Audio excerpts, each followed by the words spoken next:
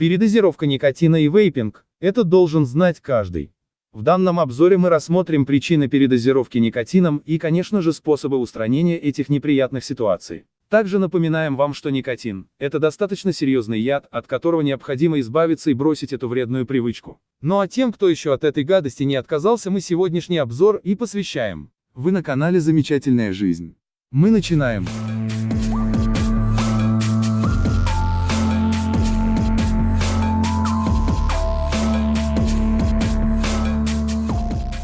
Наверняка каждый из нас много раз слышал, что никотин токсичен в любой форме или что одна капля никотина убивает лошадь. Подобные заявления вызывают достаточно серьезное беспокойство, потому что они отчасти могут тормозить отказ от курения.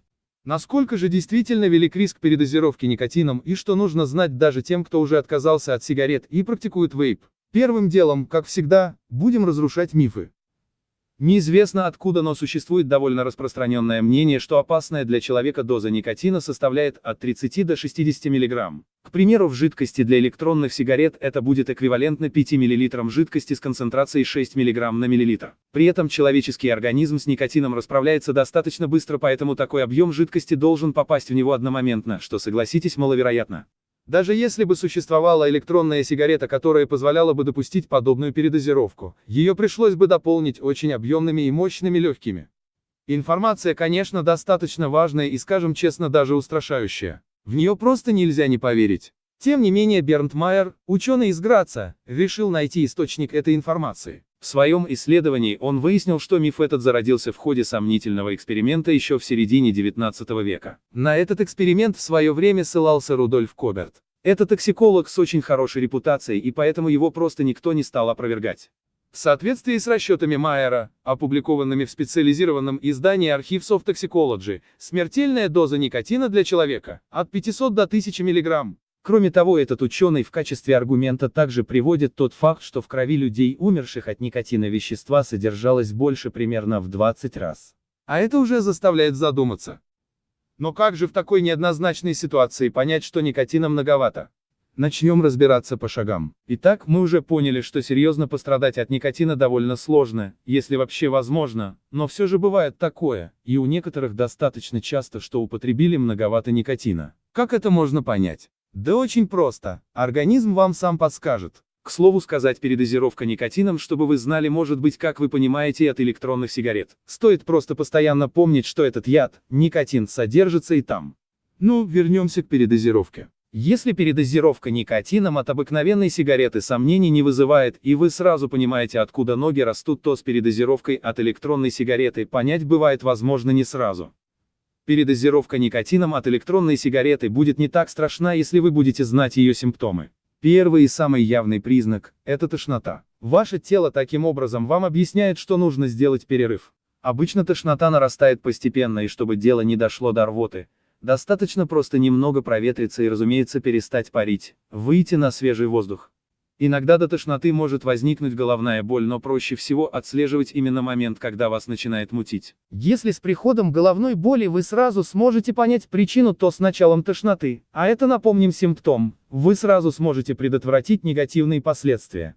Симптомы отравления никотином. Что от обычных сигарет, что от вейпа, симптомы одинаковые. Просто вейперы травятся реже.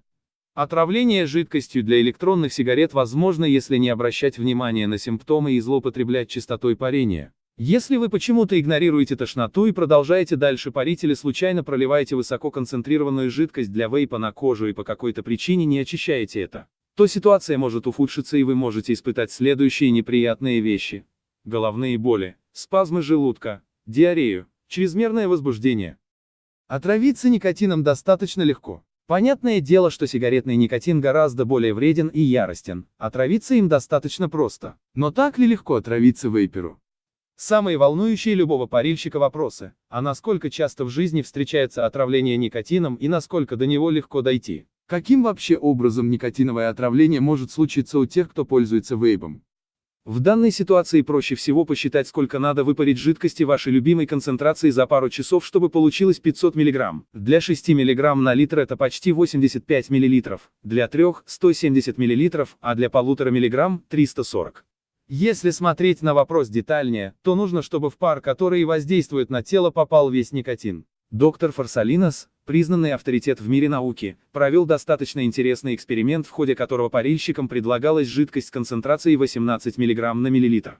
В течение первых 5 минут они делали 10 затяжек, а потом еще час использовали устройство по желанию. После первых 5 минут концентрация никотина в крови составила 8 нанограмм на миллилитр. Но дальше интереснее. После 65 минут эксперимента эта концентрация повышалась до 24 нанограмм на миллилитр. С первого взгляда достаточно серьезно, если бы не одно «но». В статье Майера убийственная концентрация была около 4000, а это наглядно демонстрирует, что использование устройств по назначению привести к передозировке не может. Но это была только разница в употреблении. Давайте теперь поговорим про заражение никотином. А это связано исключительно с вейперами. Еще один риск жидкости для электронных сигарет связан с детьми и домашними животными. Производителями не зря рекомендуется держать ваши красивые бутылочки от них подальше. В средствах массовой информации, конечно, будут только рады еще одному сообщению о том, что ребенок выпил жидкости, но на качестве вашей жизни это однозначно вряд ли хорошо скажется. Из тех же новостей нам периодически приходится узнавать, что все юные экспериментаторы выживают, но у некоторых из них появляются рвота и сильные боли в животе. С животными же дело обстоит куда гораздо хуже из-за их маленького веса, поэтому важно, очень важно, хранить свои запасы в надежных местах. А теперь поговорим о нелицеприятных вещах – никотин и кожа. Сборщики табака на плантациях иногда страдают от так называемой зеленой табачной болезни, которая в обязательном порядке сопровождается головокружением, рвотой, тошнотой и головными болями. Особенно часто это бывает после чрезмерно продолжительного рабочего дня. Дело все обстоит в способности нашей кожи поглощать никотин. Из-за их малого веса это наиболее опасно для детей, но количество жидкости, которое надо оставить на коже для летального исхода, просто недостижимо и должно быть чрезвычайно велико. Что делать, если вы выпарили слишком много? Самым распространенным симптомом является тошнота, и обычно достаточно просто перестать делать затяжку за затяжкой. Вскоре вы почувствуете себя лучше. Если вы довели себя до рвоты и более серьезных симптомов, позвоните в скорую или обратитесь к врачу. Обязательно стоит помнить, что первая помощь при отравлении в этом случае – это свежий воздух. Полезно будет выйти из помещения, в котором пользуются электронными сигаретами. Что делать, если у вас все-таки случилась передозировка никотином? В первую очередь необходимо перестать курить. И здесь не важно, что вы курите, обыкновенные сигареты или вейп. После этого необходимо принять таблетку от головы, если голова болит, и обязательно активированный уголь. При этом нужно постараться выпить побольше воды. Если есть возможность, нужно прилечь. Через некоторое время симптомы отравления, да и само отравление уйдет в прошлое. Но что делать, если вы случайно проглотили жидкость для вейпа? Такое тоже бывает, и вейперы это знают. В этой ситуации рекомендуется принять активированный уголь, а после этого желательно сразу же обратиться за медицинской помощью или советом. Тут советы мало отличаются от уже перечисленных. Достаточно убрать жидкость, протереть все загрязненные участки, и если вы в помещении, обязательно открыть окна для проветривания. Важно очень внимательно при этом следить за симптомами и в случае ухудшения самочувствия обратиться к врачу. Резюмируя все вышесказанное, подведем итоги. Отравление никотином – вещь очень неприятная и достаточно серьезная, а потому всегда стоит знать и контролировать процесс потребления. Если вы соблюдаете банальные правила, используйте и храните жидкости для вейпа аккуратно, а при курении обыкновенных сигарет не переусердствуйте. Следите за своим самочувствием, то в таком случае все будет хорошо. Просто важно всегда помнить, что никотин сам по себе не самое безопасное вещество, и нужно к нему относиться серьезно и с большой ответственностью. Все-таки каким бы он ни был, это довольно большой вред вашему здоровью. Подписывайтесь на канал, оставляйте свои комментарии и лайки, ну а мы на этом, конечно же, не прощаемся. До скорых встреч. Пока-пока.